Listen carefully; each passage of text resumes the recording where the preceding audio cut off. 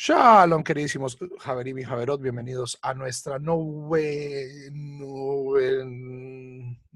clase número 97 de Introducción al Judaísmo en Kol Tuv Sefarad, terminando el tema de Israel, terminando el tema de la tierra de Israel, el Estado de Israel, nuestra relación con el Estado de Israel, y ya terminando este currículum de conversión. Como les digo, estas clases pues son clases muchísimo más complicadas, al menos ideológicamente, que una clase sobre alajá, una clase sobre tefilá. ¿Por qué? Porque estos son temas que están todavía cocinándose, están todavía desarrollándose y tienen cuestiones políticas que son complicados.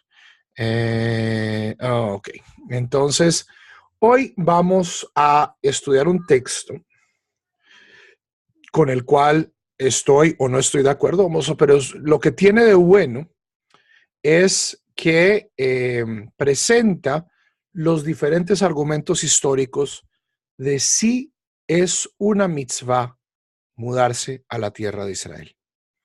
Ok, esta es una teshuvá compuesta por el rabino David Golinkin. Rabino David Golinkin es uno de los poskim en el movimiento masortí más importante, ciertamente el más importante que vive en Israel, a pesar de ser de origen norteamericano. Gran pensador sionista, presidente de Mahon Shechter, que es el seminario rabínico masortí en Israel. Y por supuesto su respuesta va a ser positiva. Dado que yo no vivo en Israel, mi respuesta es diferente. Pero lo muy bueno que tiene el rabino Golinkin, no solo en esta teshuvá, sino en todas las teshuvot que escribe, es que verdaderamente le presenta a uno todo el rango histórico de un tema halágico. Esas son teshuvot enciclopédicas donde se referencian las fuentes centrales sobre un tema. Entonces, estoy enseñando esta teshuvá a manera de introducir textos clásicos sobre la conversación de cuáles son, o de si es una obligación para un judío vivir en la tierra de Israel. Y hoy en día, pues esto tiene nombre propio. No solo es vivir en la tierra de Israel, sino es vivir hoy como ciudadanos en el Estado de Israel, porque pues, no hay...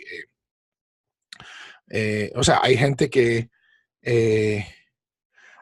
va y vive en Eretz Israel, van, vienen, visitan, pero para un judío esto pues por lo general viene también acompañado de un cambio en estatus legal que le permite pues ser ciudadano y quedarse de manera permanente. Si no, pues como todo extranjero pues va a tener que lidiar con temas de visas y de etcétera, etcétera, etcétera. Ahora, no es un misterio que especialmente los conversos, especialmente del tercer mundo y especialmente cuando su conversión es supervisada por movimientos no ortodoxos o incluso movimientos ortodoxos que no son la Rabanut, el gran rabinato de Israel. Esto no significa que puedan hacer alía en muchos casos. Entonces, para muchas personas esta es una discusión teórica, pero importante porque introduce muchos temas halágicos interesantes. ¿Ok?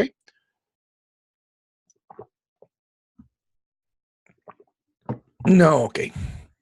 La pregunta del rabino Golinkin es la siguiente. Es una pregunta muy sencilla. El rabino Golinkin pregunta, ¿es una mitzvah hacer alía? ¿Es una mitzvah hacer alía? Es decir, es una mitzvah para un judío mudarse a la tierra de Israel. Y hoy en día, pues alía también tiene un componente político, volverse ciudadano en la tierra de Israel. Respuesta. La palabra mitzvah puede significar una buena acción, pero técnicamente son las 613 mitzvot de la Torah, lo cual se estableció en el Talmud, Makot 23b, y muchos rabinos han elaborado listas de estas 613 mitzvot. Estas listas de estas 613 mitzvot comienzan en el periodo medieval. Posiblemente la más famosa es la del Rambam. El Rambam escribe un libro que se llama Sefer HaMitzvot. el libro de las mitzvot, donde lista las 613 mitzvot de la Torah. El Ramban, Rabbi Moshe ben Nachman, hace una crítica muy fuerte de este libro, incluyendo mitzvot que el Rambam no incluye, sacando mitzvot que el Rambam se incluye. Hay otros libros, Sefer Mitzvot Agadol, Sefer Mitzvot Akatan. Es un género literario judío donde se listan las 613 mitzvot con una breve explicación. Y algunos autores incluyen vivir en Eretz Israel y otros autores no. Entonces, una de las cosas que tiene que quedar claro desde el comienzo es que no hay un consenso claro entre los autores sobre si es una mitzvah o no vivir en Eretz Israel. ¿Ok? Entonces, el rabino Golinkin es consciente de eso. Eso es lo bueno del rabino Golinkin y en general es lo bueno del sistema de psical, el sistema de legislación, de jurisprudencia rabínica, en mi opinión, del movimiento Masortí, es que se trata de ser honesto con el proceso histórico. Es decir, mire, a través del judaísmo, en sus diferentes manifestaciones, en sus diferentes etapas, en sus diferentes localizaciones geográficas, hemos tenido esta y esta respuesta a la pregunta. Entonces, y hay varias formas. El rabino Golinkin tiene un sistema halágico muy fuertemente basado en precedente. ¿Ok? Entonces, el rabino Golinkin, las teshuvot, hace una pregunta, lista todas las fuentes posibles. Y luego dice, basado en el precedente número 5, en el precedente número 6, vemos que es posible hacer X o Y. ¿Okay? Esa es su forma de hacer psicat halajá. Hay otros grandes poskim que siguen esto, aunque hay otros sistemas tal vez un poquito más integrales, donde dice la mayoría de los poskim defienden esto, o la mayoría, o sea, hay rabinos, por ejemplo, mi rabino, el rabino Joel Roth, que trata de encontrar grandes tendencias dentro de las fuentes halágicas. Si la primera parte del ejercicio es muy parecida, es listar de manera enciclopédica, histórica, geográfica, las diferentes respuestas dentro del corpus rabínico a esta pregunta, pero para el rabino Roth hay lo que uno podría llamar el espíritu de la ley, es decir, hacia dónde apuntan la mayoría de las fuentes. Okay. O sea, esto es una cuestión pues ya más de filosofía de la halajá que prontamente de esto. Entonces, el rabino Golinkin lista cinco aproximaciones a esta pregunta a través de la historia del judaísmo. ¿Ok? 1. Esto es en Midrash Sifrei Devarim. Sifrei es el Midrash halajá sobre el libro de Deuteronomio. Dice que Rabbi Elazar ben Shamua y Rabbi Yohanan Hasandlar, estos son Tanaim, se dirigían afuera de Eretz Israel, eran rabinos de Eretz Israel, y estaban yendo a otro lugar a estudiar Torah, Babilonia. Babilonia era el otro gran centro. Cuando llegaron al Líbano, recordaron a la tierra de Israel y comenzaron a llorar, rasgaron sus vestiduras y recitaron el verso de Deuteronomio 11:31-32 que dice, cuando habéis ocupado la tierra y te habéis asentado en ella, cuidaos de observar todas estas leyes. Entonces dijeron, vivir en Eretz Israel es igual a todos los mandamientos de la Torah. De ahí es de donde viene esto, Daniel. Y en ese momento voltearon y volvieron a Eretz Israel. Entonces, hay una opinión que dice que no solo vivir en Eretz Israel es una mitzvah, sino que es equivalente a todas las demás mitzvot. Este es un testimonio tremendamente fuerte. de que vivir en Eretz Israel es una mitzvah. Nachmanides, Ramban, dice que es una mitzvah positiva, en efecto, heredar la tierra y vivir en ella. En su lista de las 613 mitzvot pone vivir en Eretz Israel es una de las 613 mitzvot. Y no solo esto, sino que la cumplió. Después de su disputación en Barcelona, se mudó a Israel en una época tremendamente complicada, que es la época de las cruzadas, y murió y fue enterrado en Eretz Israel. Preguntas. Entonces tenemos la primera escuela de pensamiento es una mitzvah, claramente es una mitzvah, es una de las 613 mitzvot, y no solo eso, sino que tenemos una de estas declaraciones de que no solo es una mitzvah, sino que es equivalente a todas las mitzvot. Ahora, ¿qué tipo de declaración es cuando yo digo que esta mitzvah es equivalente a todas las demás? ¿Qué tipo de declaración es esa? Quiero aclarar que no es una declaración legal. ¿Ok? Cuando los rabinos dicen Vetalmud Torah keneged kulam, el estudio de la Torah es equivalente a todas las demás mitzvot. No significa que una persona que estudie Torah o que vive en Eretz Israel esté pues facultado de robar, de asesinar, de violar, etcétera, etcétera, etcétera, etcétera, porque pues está cumpliendo una mitzvah que es equivalente a todas las demás. O sea, esta es una proposición no legal, sino es una proposición ideológica. Es decir, esta mitzvah es tan importante que es como si fuese equivalente a todas las demás. Y vamos a ver que hay otra forma en que puede ser visto, que es la segunda aproximación, y es que tanto el estudio de la Torah como habitar en Eretz Israel me permiten a mí cumplir todas las mitzvot. Y de cierto modo por eso son equivalentes, porque son propedéutica. Son pasos necesarios para cumplir toda la Torah. Y en esto sí hemos de ser absolutamente francos. El sistema legal de la halajá en su completitud presume que yo vivo en Israel. Hay toda una serie de mitzvot que yo solo puedo cumplir en Eretz Israel. Si cumplir las 613 mitzvot de la Torah es algo que nosotros pretendemos hacer como sociedad, esto solo es posible hacerlo en Eretz Israel, porque hay mitzvot que solo pueden ser cumplidas en Eretz Israel. ¿Ok? Joaquín, sí, pero si yo no estudio Torah, entonces no sé cuáles son las mitzvot. Esconditio sine qua non, como nos gusta decir a los filósofos, que nos encanta echar latinajos. Es decir, es una condición sin la cual no es posible el cumplimiento de todas las mitzvot. Sin estudiar Torah, yo no puedo saber cuáles son las mitzvot, no puedo cumplirlas, por lo tanto.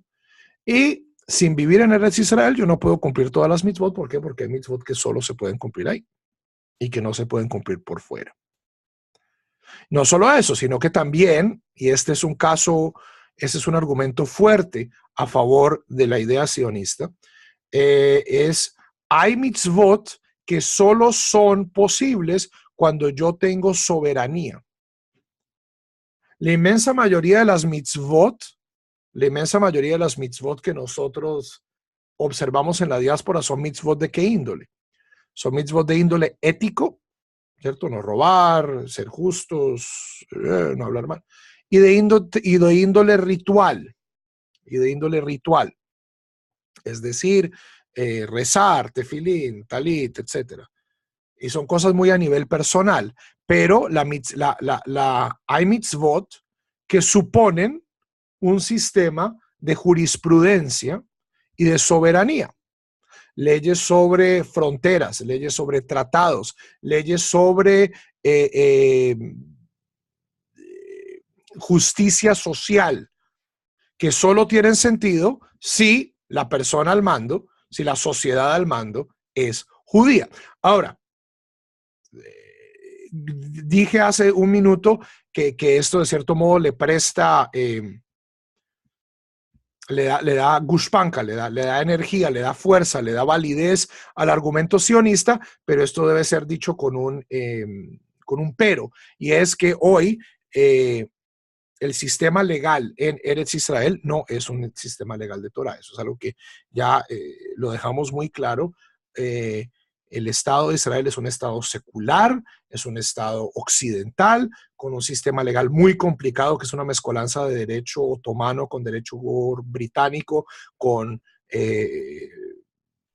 invenciones que han hecho basadas en el Talmud y basadas en Mishpat Ivri, en la ley judía, pero hoy en día el Estado de Israel no es un Estado halágico.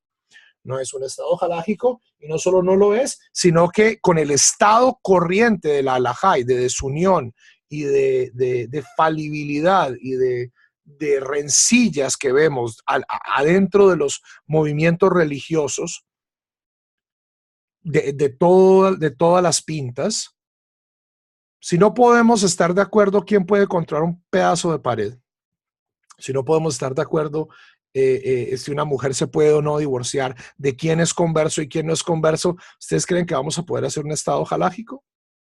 Entonces, ojo, que yo diga que hoy en día, que en Eretz Israel están las condiciones de soberanía para poder cumplir ciertas de estas mitzvot plurales, sociales, de soberanía, no significa necesariamente que se estén cumpliendo. Y dos, que en este momento, con el carácter falible, limitado y dividido del pueblo judío y de la religión judía, en mi opinión, es incluso ideal que no lleguemos a ese nivel de aplicación de estas leyes. O sea, yo tengo cero interés de que volvamos a la pena de muerte.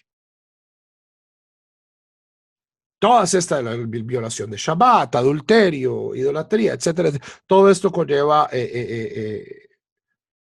pena de muerte, pero dado que no confío en la gente que administraría este tipo de justicia, y no confío, no solo porque sean, no, los ortodoxos, no, yo no confío en mí mismo. Si me dirán, Rabino Juan, usted va a ser Hasbe Shalom, el jefe del Sanedrín, usted y sus amiguitos. Usted y sus amiguitos herejes van a ser el nuevo Sanedrín. Yo no confío en mí, no confío en mis amiguitos y no confío en mis enemiguitos tampoco, o en mis barei plukta, en aquellas, en mis hermanos rabinos con los cuales estoy en desacuerdo. Me parece que hoy en día todavía estamos en un nivel de limitación espiritual en el que cierto tipo de legislaciones todavía no son conducentes. ¿Ok?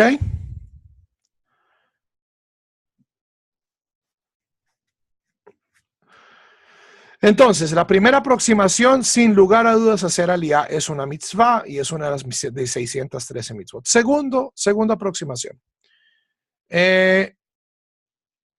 Rabbi Simlai mismo, el de las 613 mitzvot, no veía la aliyá, no veía vivir en Eretz Israel como una mitzvah, sino como un machshir mitzvah. Es decir, como un acto preparatorio que me permite cumplir otras mitzvot. Entonces no es una mitzvah en sí misma, pero es una premisa de las mitzvot. ¿Qué mitzvot solo pueden ser cumplidas en Eretz Israel? Que preguntó Amós. Diezmos. Mi video con más no me gustas de todo el canal. ¿Hay diezmos en el judaísmo? Y la respuesta es no. En el sentido de que, primero que todo, si yo vivo en la diáspora, no hay diezmos de ningún tipo. Segundo, si yo vivo en Eretz Israel, doy diezmos, estoy obligado a dar diezmos si soy agricultor. Si yo soy un kibutznik que cultiva naranjas, yo tengo que apartar ciertas de estas naranjas como diezmo. Si yo soy dentista en Tel Aviv, no tengo que apartar diezmo. ¿Ok? ¿Cuál es el problema? Que todos estos diezmos requieren, especialmente los que tienen que ver con Kohanim requieren ser consumidos en estado de pureza ritual, en estado de tójora.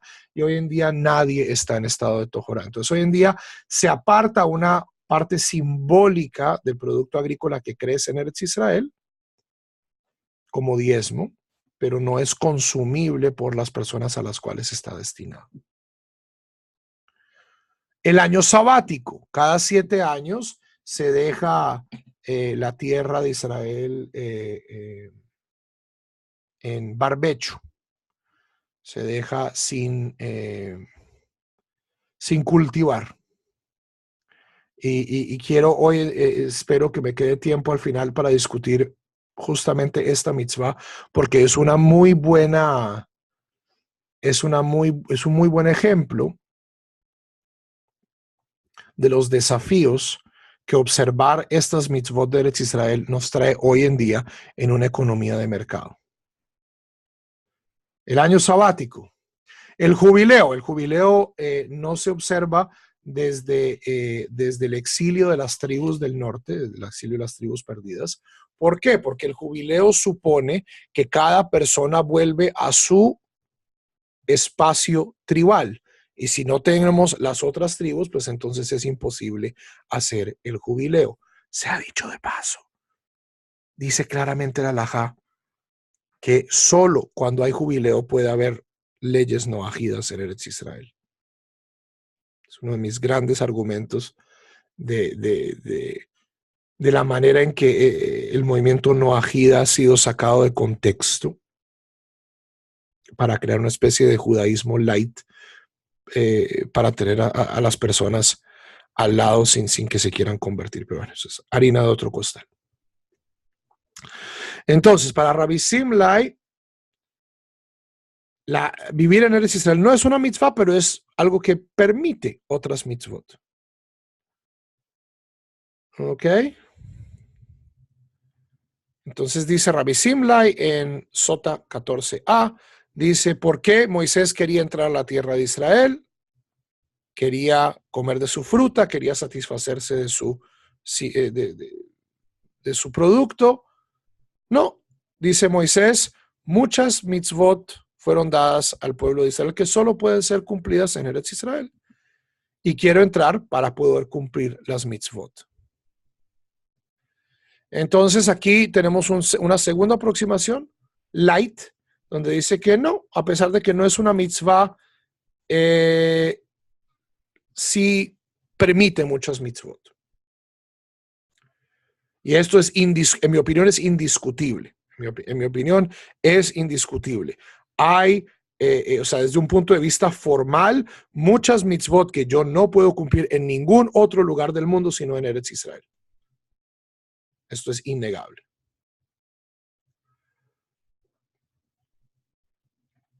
Ok. Tercera aproximación. El Talmud no dice explícitamente si vivir en Eretz Israel es una mitzvah o no. Pero eso es en Baba Batra y en Ketubot. Hay legislaciones del Talmud que tratan de disuadir a la gente de que salga de Eretz Israel. Es un argumento poderoso. No queremos que la gente salga, pues debe ser porque la tierra tiene algo especial, porque es provechoso y es bueno y es tal vez no una mitzvah, pero ciertamente loable. Tanto hombres, o sea, tanto esposos como esposas pueden forzar a sus esposos a hacer aliyah. Eso aparece en la Mishnah en Ketubot. Entonces, si yo quiero hacer aliyah y mi esposa no quiere hacer aliyah, dice Ketubot, yo no tengo, o sea, yo me puedo divorciar de mi mujer y no tengo que darle su ketubah. Se considera como un causal de divorcio justificado en el que la mujer pierde su ketubah.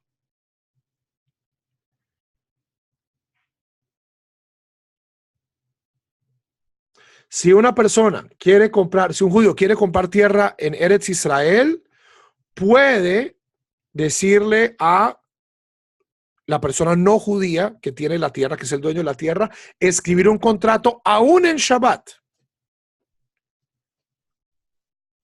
Entonces aquí tenemos un caso en Babacama y en Gitín, donde yo puedo violar el Shabbat para adquirir tierra en Eretz Israel. Es un caso menor de violación del Shabbat, es decir, es decirle a una persona, o sea, es amirale goy, es decir, una persona no judía que haga una mitzvah por mí, pero igual es una violación del Shabbat.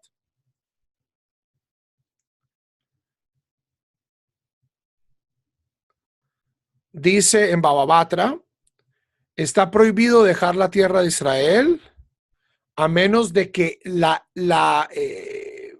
inflación llegue a tal punto de que 2 sea de trigo estén vendiéndose por el precio de 1. Si a mí me toca vender mi trigo a valor de 2 por 1, entonces puedo irme, dice el Tanakama. Y Rabbi Shimon es aún más radical. Dice, así no pueda, así no haya trigo, así le toque venderlo por el valor de un sea, no debe salir. Entonces hay una legislación que una legislación que dice, bueno, usted no tiene que hacer alía, pero si usted está en Eretz Israel, usted no puede salir de Eretz Israel. No debe salir de Eretz Israel. ¿Ven la diferencia de esta metodología? Primera metodología es una mitzvah positiva. Todo el mundo debe irse para allá lo antes posible. 2, no es una mitzvah, pero es machshir mitzvah. Permite hacer muchas otras mitzvot, por lo tanto es loable. Tercera mitzvah, no es un kum hace, no tengo yo que, o sea, yo estoy en Oklahoma, no tengo que parar e irme a Eretz Israel, pero si ya estoy en Eretz Israel, no puedo salir de Eretz Israel.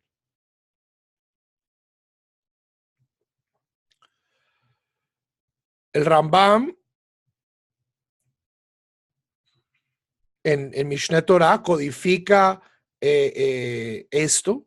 O sea, en el Mishneh Torah aparecen estas leyes del Talmud, aparece una persona entra a Eretz Israel, no debe salir, no debe, puede pedirle a un no judío, pero no lista vivir en Eretz Israel como una de las 613 mitzvot, y aunque esto pues es debatible, de qué tanto debemos ponerle atención a esto. El Rambam, en efecto, lo más posible, hay reportes de que visitó Eretz Israel, pero no se quedó. La familia Ben Maimón vivían en Córdoba, pasaron a Marruecos, a Fez. De Fez pasaron a Eretz Israel y de Eretz Israel pasaron a Egipto, donde el Rambam vivió el resto de su vida. Entonces,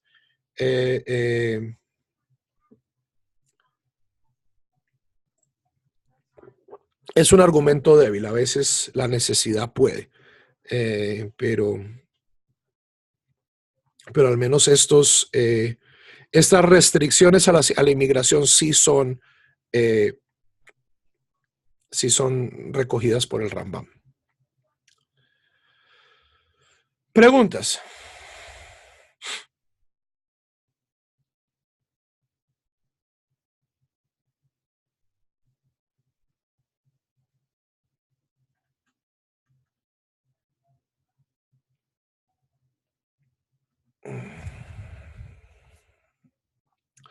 Preguntas sobre los tres primeros, las tres primeras metodologías.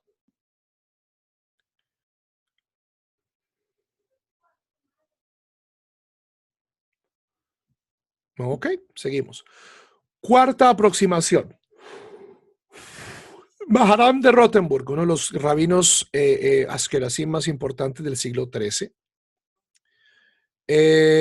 no decía que vivir en Israel era una mitzvah, pero decía aquella persona que lo puede hacer no tendrá fin su recompensa, siempre y cuando pueda vivir, pueda sostenerse ahí. ¿Ok? Entonces aquí todavía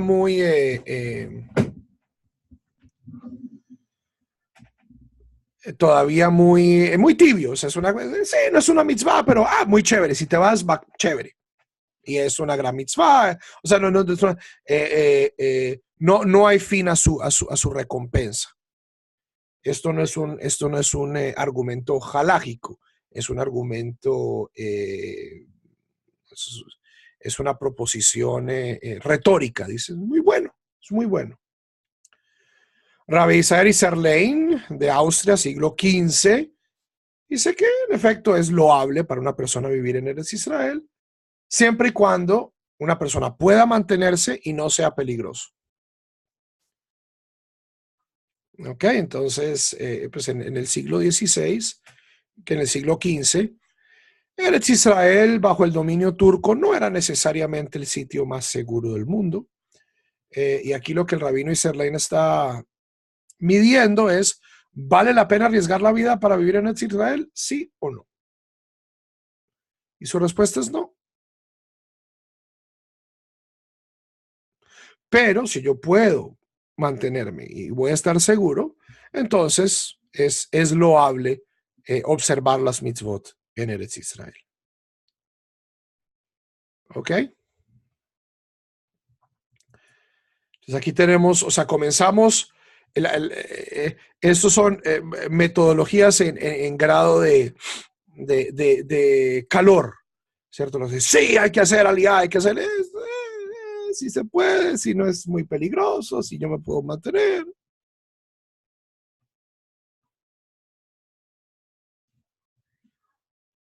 Y por último, Rav Yehudá, que es una morá babilonio,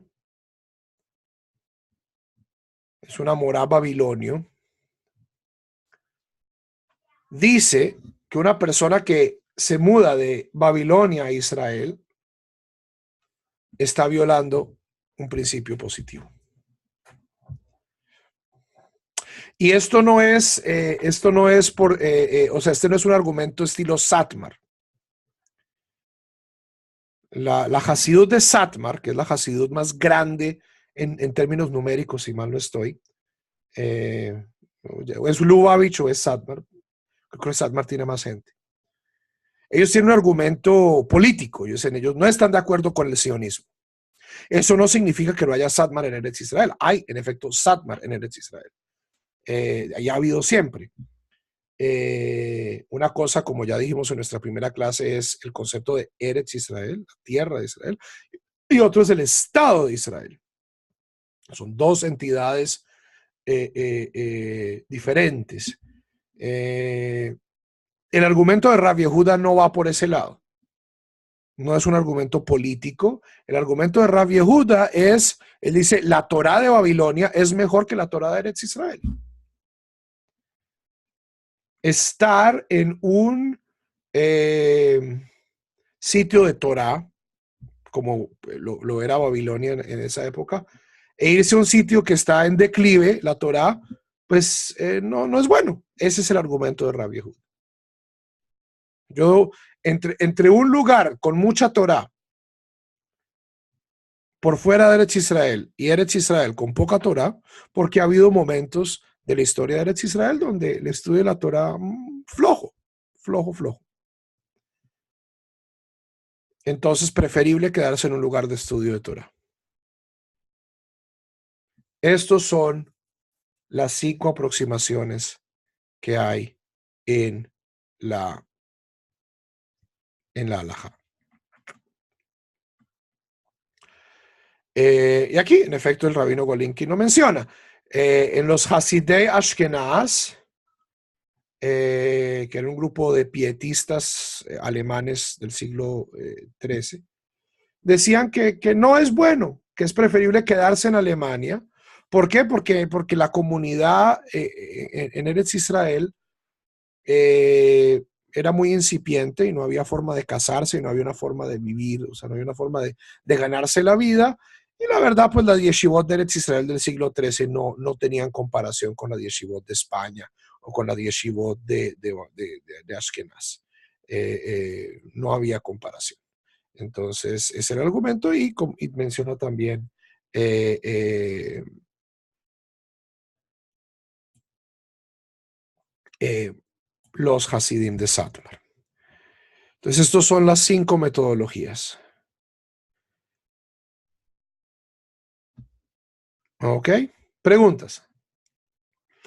Se pregunta Daniel, ¿esto de no poder salir de Israel solo se aplica si es ciudadano? La Torá, eso no le importa. ¿Por qué? Porque la Torá, el Talmud, la literatura halágica, no toma en cuenta la noción de ciudadanía, que es una noción completamente moderna. En la época de los rabinos no había visas, no había autoridades migratorias, no había pasaportes. Yo puedo vivir donde me dejan vivir, donde me dejan entrar. Entonces, hoy en día es algo, esta discusión tiene un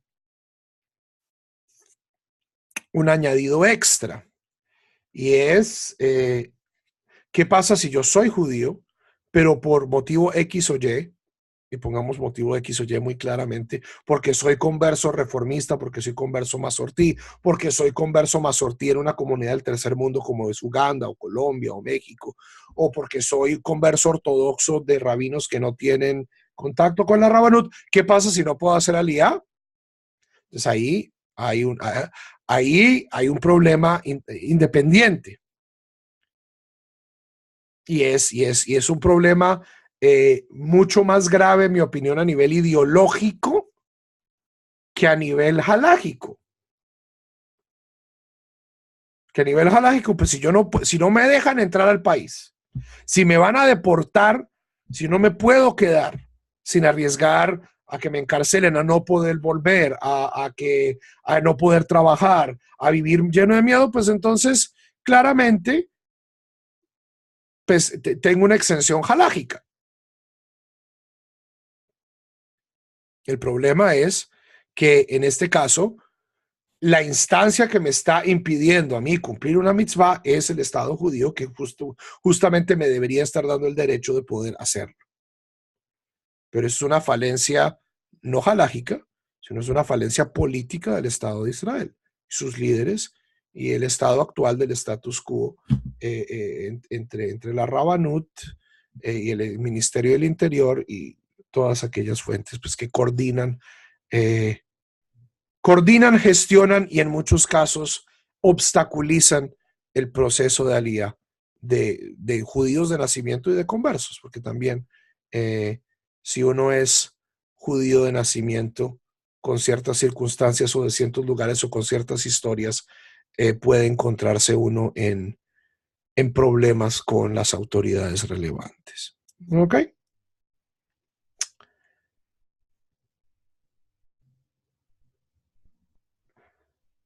Y Daniel, esa es una pregunta legítima. Si yo voy a visitar, ¿tengo que quedarme?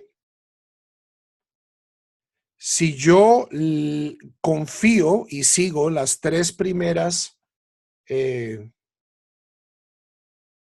los tres primeros métodos, pues sí, la respuesta es sí, me debo quedar.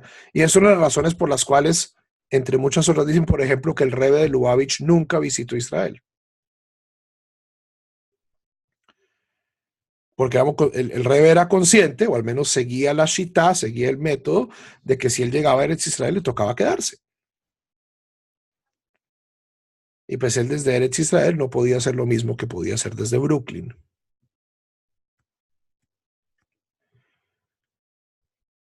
Y ese para mí es un argumento que no es expresado por ninguna de estas metodologías, pero es un argumento muy importante y es el argumento que yo personalmente estoy inclinado a seguir en mi práctica personal. ¿Ok? A ver, y rara vez he tenido que expresarlo en proposiciones coherentes, entonces perdónenme si es un poquito oxidado. Todas estas metodologías halágicas, la primera, la segunda, la tercera, la cuarta y la quinta, fueron redactadas en periodos donde la seguridad judía en Eretz Israel no era garantizada. ¿Ok? Tanto en la época del Talmud, como en la época del Rambam, como en la época del Ramban, como en la época de Hasidei Ashkenaz, como en la época de los rabinos del siglo XV, del siglo XVI. Yo no sabía si yo me iba a ir a Israel, si yo iba a poder ganarme la vida, si iba a estar seguro. Hoy en día, para gran crédito del argumento del rabino Golinkin, que es algo que no menciona, pero es a todas luces cierto, estos argumentos ya no son operantes.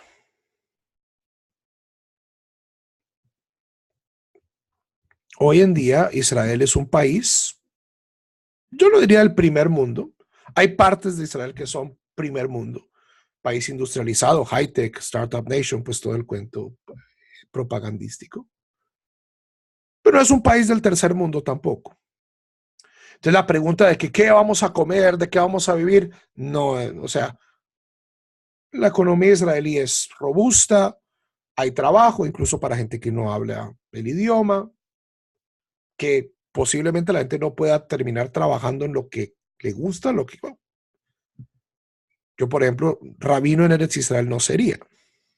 ¿Por qué? Porque en Israel hay miles de millones de rabinos mucho mejores que yo y están repartiendo pizzas, entonces pues yo pues a duras penas podría ser pizzero.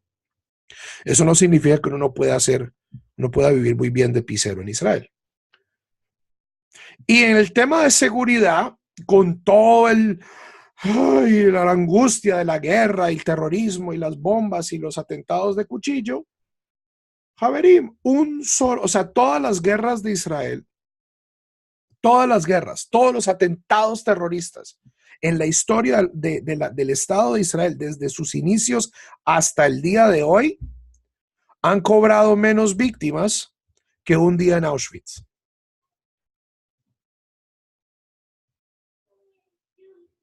O una semana en Auschwitz. Yo creo que es un día en Auschwitz. Entonces, relativamente, si con todos sus problemas de seguridad, hoy Israel es tremendamente seguro. Entonces, esto parece ser un argumento a favor. Pues, o sea, ya las restricciones económicas, las restricciones de seguridad no operan. Pero hay algo que también, y este es mi argumento, y algo que también ningún autor considera,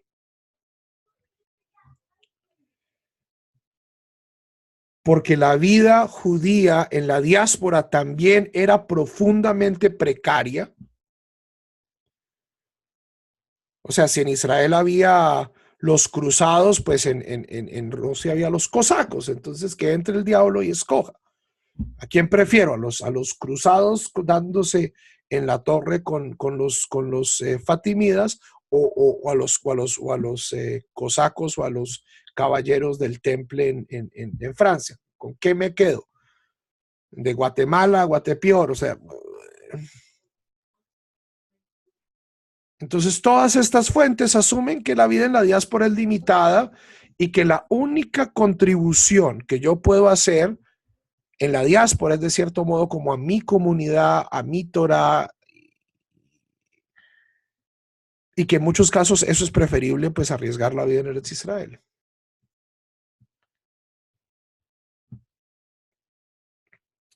Pero lo que no imagina ninguno de estas fuentes es que yo al quedarme en la diáspora esté haciendo contribuciones, no a mi comunidad judía, no a mi comunidad chiquita, no sobreviviendo pues, sino que esté haciendo contribuciones en mi comunidad general y que esto tiene valor.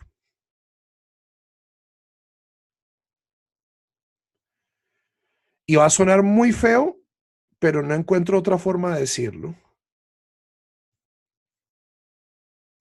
El pueblo judío en los últimos 25 siglos, posiblemente desde el exilio babilonio, ha estado viviendo en estado de sitio,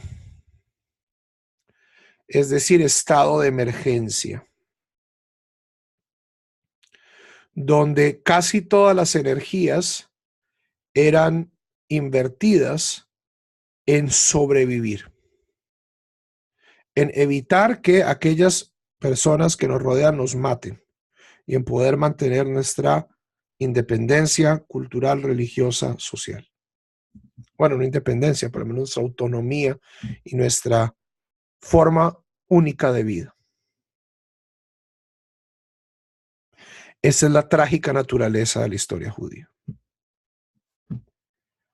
Y aún así, aún viviendo en estado de excepción, en estado de sitio, hemos logrado hacer inmensas contribuciones.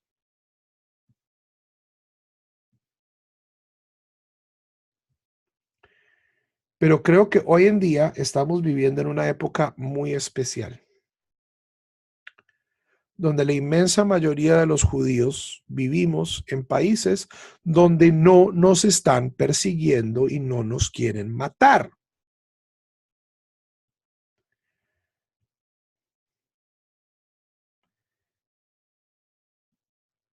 Y creo que ha llegado la hora de pasar de primera a segunda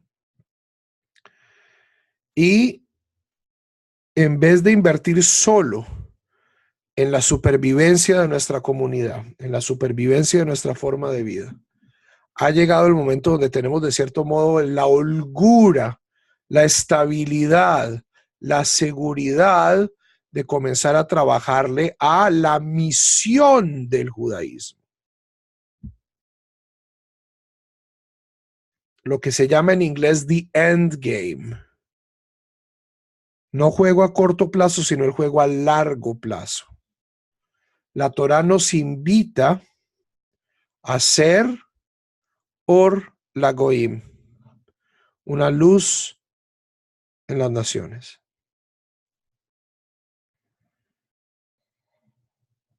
Ya cómo se interprete esto, si se interpreta como ejemplo, si se interpreta como proselitismo, que ha habido veces que se ha interpretado de esta manera, si se interpreta de muchas maneras.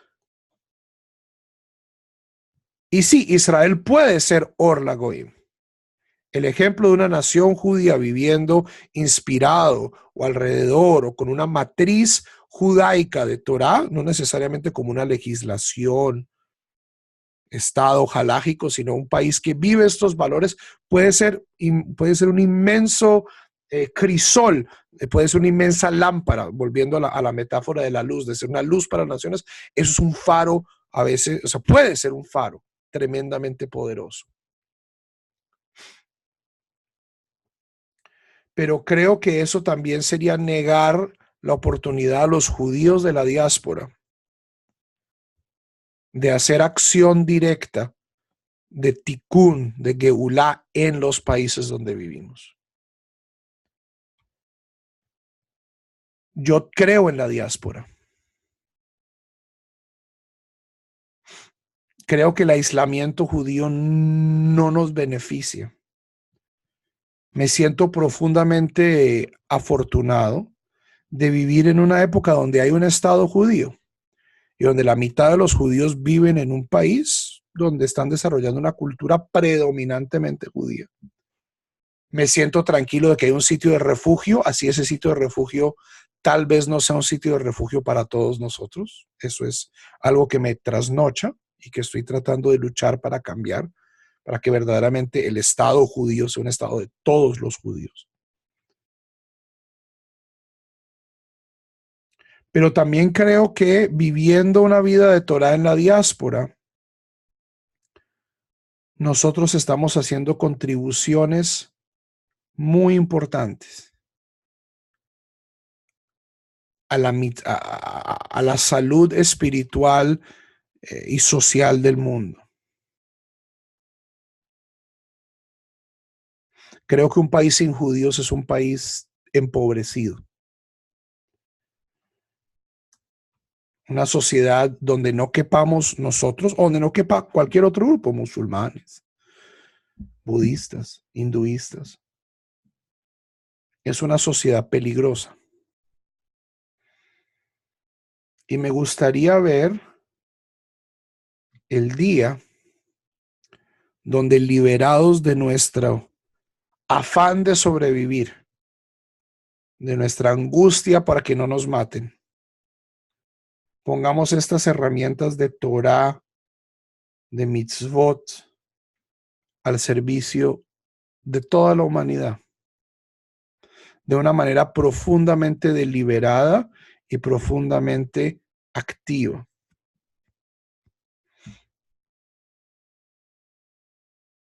Y esa es la razón por la cual me quedo en la diáspora.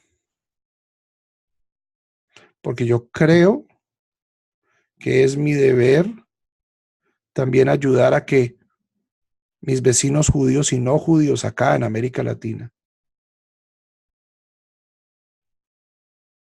tengan estas dos manos y esta cabeza a su servicio.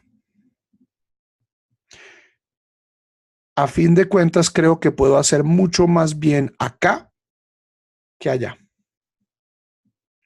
Y ese no es un argumento que nadie haya mencionado, porque no creo que a nadie de estos 5 rabinos se le haya ocurrido que tal cosa fuera posible. ¿Por qué? Porque todos estos textos fueron escritos en periodos de tremenda vulnerabilidad.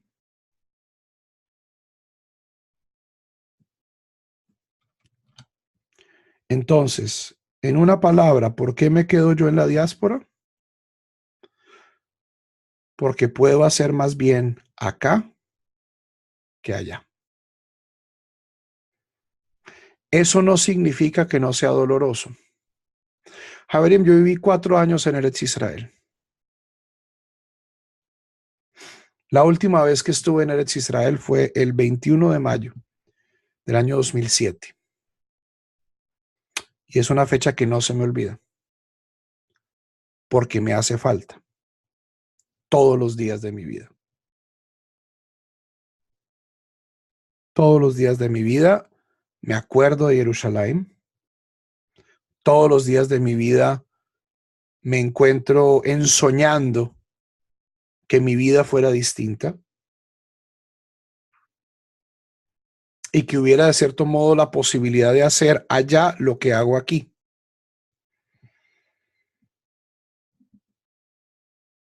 Y no solo yo, sino mi señora, etcétera. Y es algo que me duele. Y espero, de una manera muy jasídica, que si bien no puedo cumplir la mitzvah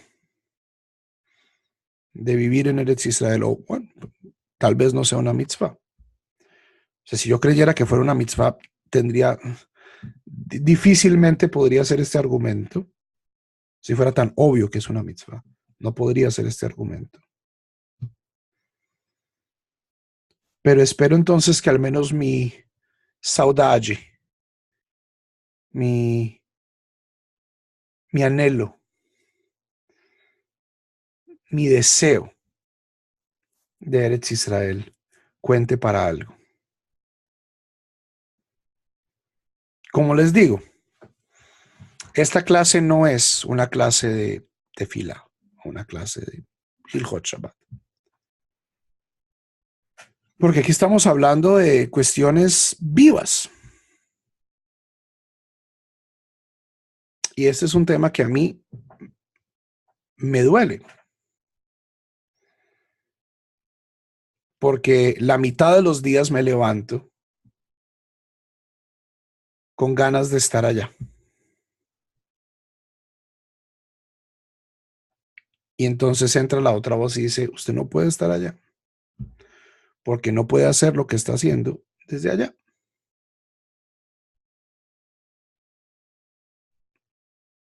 Y no sé si es un argumento halágico muy pobre,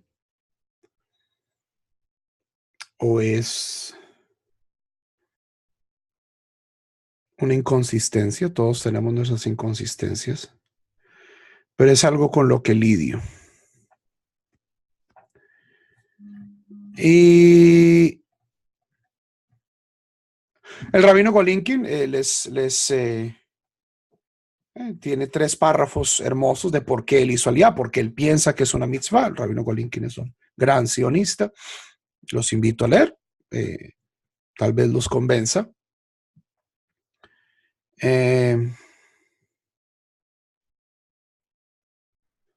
Pero quiero terminar con esto, ya que hablamos de consistencia. La mitzvah más difícil hoy en día que se cumple en Eretz Israel, independientemente de todos estos temas de seguridad y de valores judíos y qué significa tener un ejército judío, qué significa tener un ejército que sigue valores judíos, etcétera, etcétera. Es la mitzvah de la Shemitah, del año sabático. De acuerdo a la Torá, en un año sabático se debe dejar de cultivar la tierra. Si ustedes hacen esto,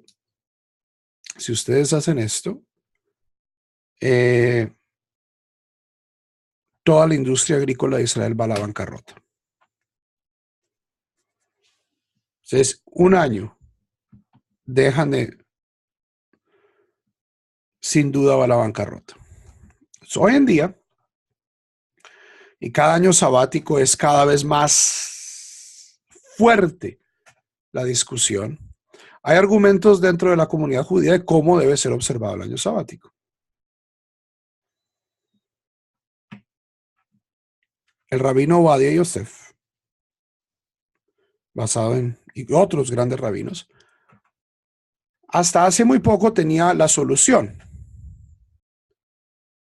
Que es una cosa que se llama Heter Mejira, que es que durante el año sabático, la tierra que no pertenece a un judío está exenta de las limitaciones. Entonces, ¿qué es el Heter Mejira? Heter Mejira es que durante el año sabático se vende la tierra, el usufructo de la tierra, como se vende el Hametz, es una venta ficticia, no ficticia, a una persona no judía. Esta fue una solución que durante muchos años aguantó, pero hoy en día hay, y que de cierto modo muestra la tensión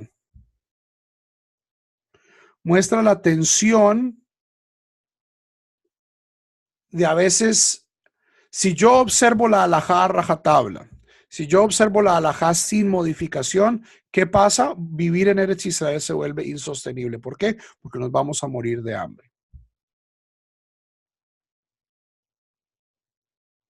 Todos los kibutzim miran a la quiebra, no hay comida, adiós. Entonces, ¿qué hay que hacer? A veces la halajá tiene que doblarse.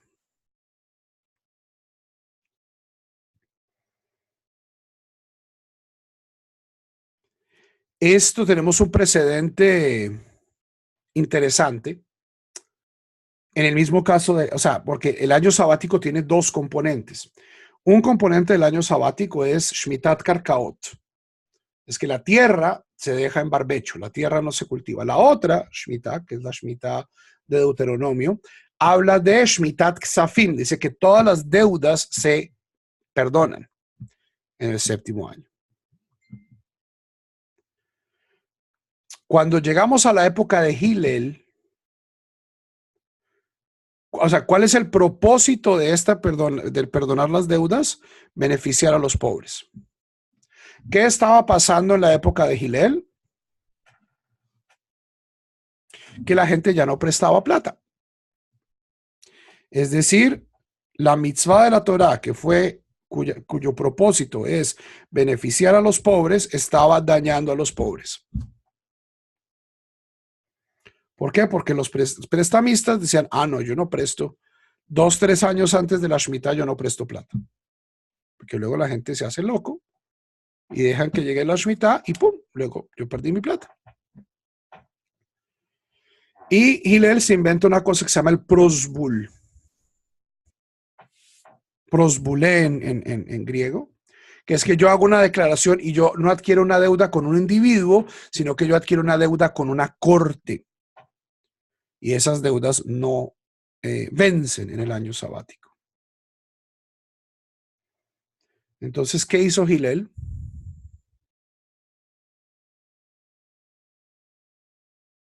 Para preservar la ley, Hillel tuvo que encontrar una forma alrededor de la ley.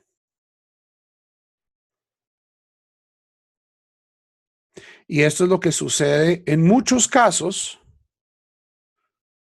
con la halajá, pero especialmente con la halajá que tiene que ver con Eretz Israel, porque aquí estamos hablando de...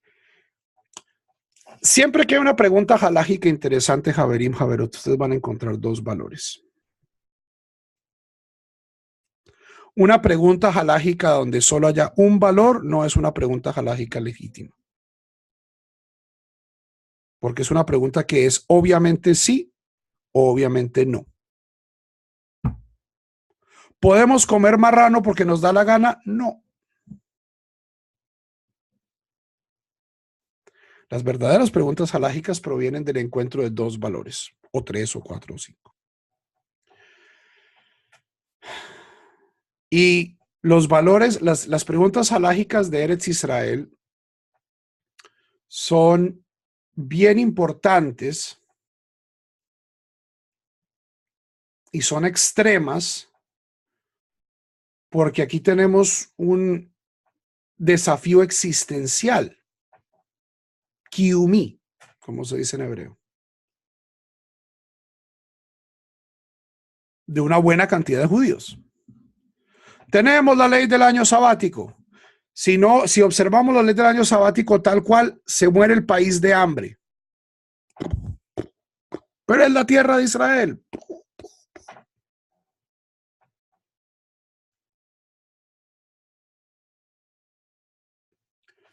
Tenemos el Shabbat. Está prohibido trabajar en Shabbat, hacer melajot en Shabbat. ¿Quién va a administrar la red eléctrica en Shabbat?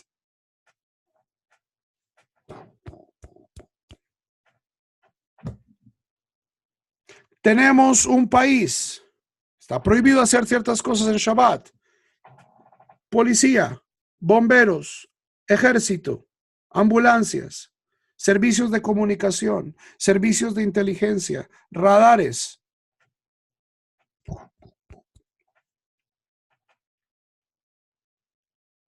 Israel hoy presenta desafíos existenciales donde una decisión halágica puede afectar la vida de millones de personas. Eso es lo que hace, por un lado, Israel tan emocionante a nivel judío, pero también lo que hace a Israel tan peligroso. Y por eso es que a mí hoy en día me preocupa, porque estoy viendo cada vez menos rabinos como el rabino Ovadia Yosef, que estaban dispuestos a reconocer este desafío existencial, reconocer que cuando la halajá va a afectar de manera negativa a millones de personas, la halajá es la que tiene que ceder. Hoy en día, especialmente en Israel, cada vez más y más y más y más, hay gente que dice, no, la halajá no puede ceder porque si cedemos en esto, concedemos en esto y concedemos en esto. Y está afectando la vida de millones de personas y esto eventualmente va a llevar a una crisis donde la gente, como ya está sucediendo, no va a querer tener nada que ver con la halajá porque ve la halajá como algo opresivo, como algo sin sentimientos y como algo que afecta su vida negativamente. Entonces, espero que ustedes, estas clases sobre Israel han sido un poco dispersas y es porque aquí yo estoy hablando con el cerebro, pero también estoy hablando con el corazón y con el corazón un poco hecho trizas.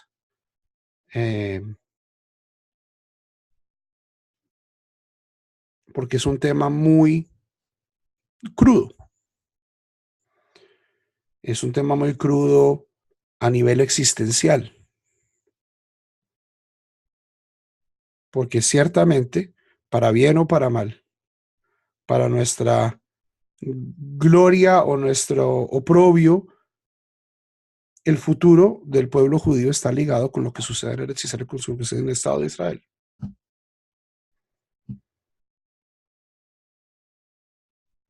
Y en mi opinión, lo único que puedo decirles y el único consejo verdadero que puedo darles es que si bien ustedes pueden ser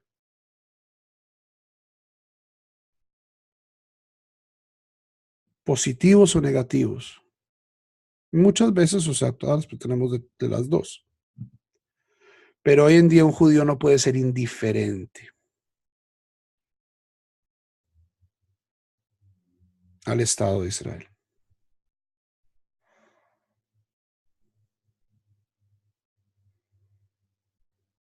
Tiene una carga emocional, una carga halágica, una carga existencial, una carga política, una carga cultural que es innegable. Yo no sé dónde vamos a estar en 100 años, no sé dónde vayamos a estar en 200, no sé si la inmensa mayoría de los judíos van a vivir en Israel, no sé si va a existir Estado de Israel. O sea, ambas son posibilidades, así que así no querramos considerar.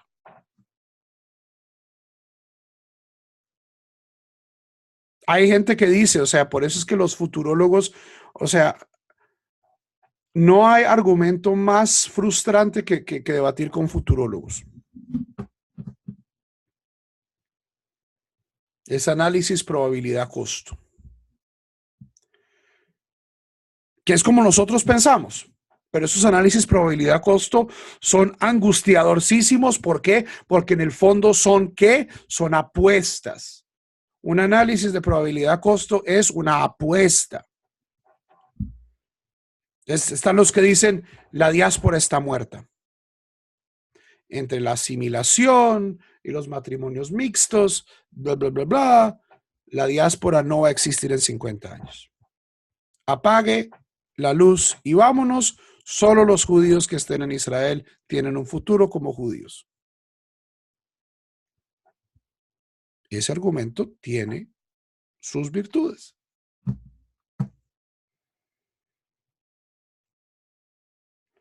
De la misma manera, hay quienes dicen, y si Irán tiene la bomba,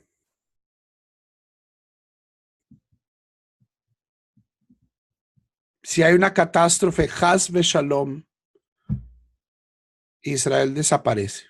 O sea, como hablamos la clase pasada, todo el mundo, Reshitz Mihat Geulateno, y todo el mundo, básicamente, esa idea oscura casi ni se la quieren pasar por la cabeza. Y es algo a lo que a mí no me da, o sea, no me da tranquilidad pensar, pero es algo, Javerim, que si uno estudia la historia judía, es una posibilidad con la que tenemos que lidiar. Y que como fuimos expulsados de la tierra una vez, fuimos expulsados de la tierra 2 veces. Y Dios no lo quiera, es posible que suceda una tercera vez.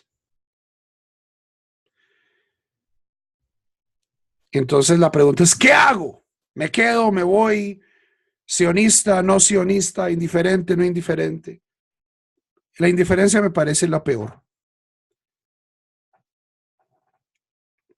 Y en esto les voy a dar el consejo que sigo yo prácticamente en todo. Confíen en el Kadosh Baruj Hu y sigan su conciencia.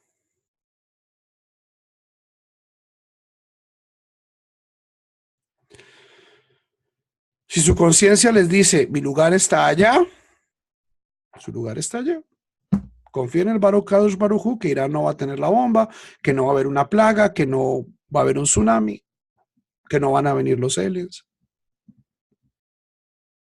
Confíen en el Kadosh Baruj Hu. Si su conciencia les dice, yo necesito quedarme aquí, por el bien de México, por el bien de Colombia, por el bien de mi comunidad, por el bien de mis hijos, necesito quedarme en la diáspora. confíen en el Kadosh Baruj Hu y sigan su conciencia. No hay consejo más profundo que pueda darles. Javerim, Javerot. Con esto llegamos a nuestra última clase sobre este tema. Las próximas 3 clases